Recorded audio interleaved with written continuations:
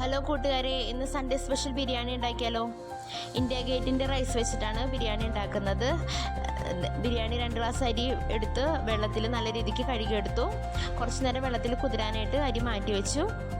അതിനുശേഷം ബിരിയാണിയിലേക്ക് ഇടാനുള്ള മസാലകളെല്ലാം ഞാൻ മാറ്റിയെടുത്ത് വെച്ചു.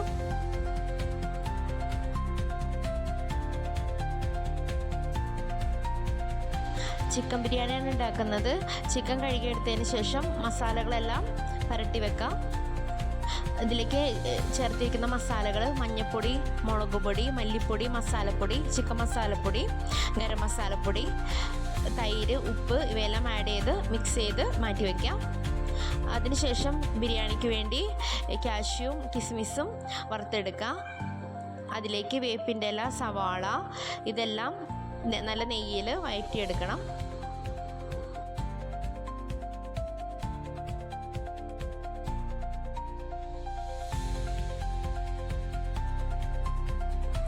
അതിനുശേഷം നെയ്യ് ഒഴിച്ച് മസാലകളെല്ലാം ആഡ് ചെയ്ത് കൊടുത്ത് റൈസ് ഇട്ട് കൊടുക്കുക. റൈസ് ഇട്ട് നല്ല രീതിക്ക് മിക്സ് ചെയ്ത് വറുത്തെടുക്കാം. വെള്ളം ഒഴിക്കുന്നതിന് മുൻപ് ഞാൻ റൈസ് ഇട്ട് കൊടുക്കും. റൈസ് ഇട്ട് ഒന്ന് റോസ്റ്റ് ചെയ്തതിന് ശേഷമാണ് വെള്ളം ഒഴിച്ച് കൊടുക്കുന്നത്.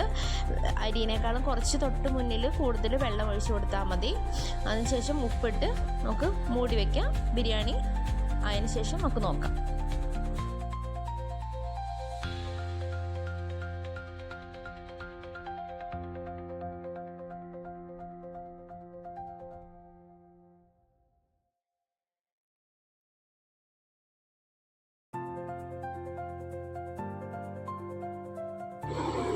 ബിരിയാണി ആകുമ്പോഴേക്കും നമുക്ക് ചിക്കൻ കറിയും റെഡിയാക്കി എടുക്കാം.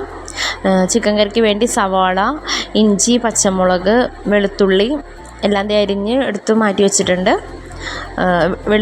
വെളിച്ചെണ്ണ ഒഴിച്ചിട്ട് ഇവയെല്ലാം ഇതിലേക്ക് ആഡ് ചെയ്ത് കൊടുക്കാം. അതിനുശേഷം നല്ല രീതിക്ക് മിക്സ് ചെയ്ത് ഒന്ന് വേവിച്ചെടുക്കാം. ഒന്ന് വഴറ്റി വരുന്നതിന് ശേഷം നമുക്ക് മസാലകളെല്ലാം ആഡ് ചെയ്ത് കൊടുക്കുക. ഇതിലാകുമ്പോൾ അധികം മസാലകളൊന്നും ചേർക്കേണ്ട, കാരണം ഓൾറെഡി നമ്മൾ ചിക്കനിലെല്ലാം മസാലകൾ പരട്ടിയിട്ടുണ്ട്. ഇതിൽ നേരിയ രീതിയിലെല്ലാം മസാലകൾ ആഡ് ചെയ്ത് കൊടുത്താൽ മതി. മഞ്ഞൾപ്പൊടി, മുളക് പൊടി, മല്ലിപ്പൊടി, മസാലപ്പൊടിയും ആഡ് ചെയ്ത്, പിന്നെ നമ്മൾ തക്കാളി ഞാൻ മിക്സിയിൽ അടിച്ചാണ് എടുക്കുന്നത്. മിക്സിയിൽ അടിച്ചെടുക്കുക.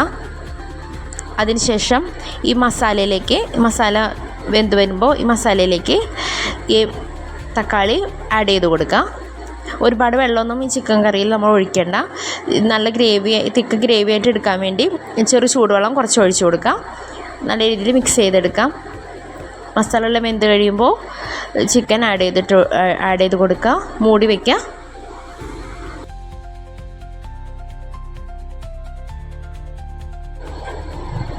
അതിനുശേഷം ഞാൻ അവിടേക്കൊന്ന് വൃത്തിയാക്കി നമ്മളെല്ലാം നല്ല വലിച്ചുവരിയൊക്കെ ഇട്ട് അലങ്കോലാക്കി ഇട്ടേക്കുമായിരുന്നു.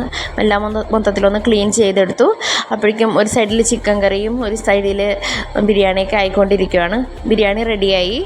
ബിരിയാണി ആവാനായിട്ട് അധികം നേരമൊന്നും വേണ്ടല്ലോ. എന്നിട്ട് ഞങ്ങൾ സെർവ് ചെയ്യാമെന്ന് വിചാരിച്ചു. സെർവ് ചെയ്യാനായിട്ട് എടുത്തു. ബിരിയാണി റെഡിയാണ്.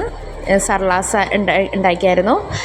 സർലാസ്, ബിരിയാണി, ചിക്കൻ വറുത്തത്, ചിക്കൻ കറി, അച്ചാർ ഇവയെല്ലാമായിരുന്നു ഇന്ന് ഞങ്ങൾക്ക് ഉച്ചയ്ക്ക് ഫുഡ്. കുട്ടാപ്പിക്ക് ഞാൻ കൊടുത്തായിരുന്നു കഴിക്കാനായിട്ട്.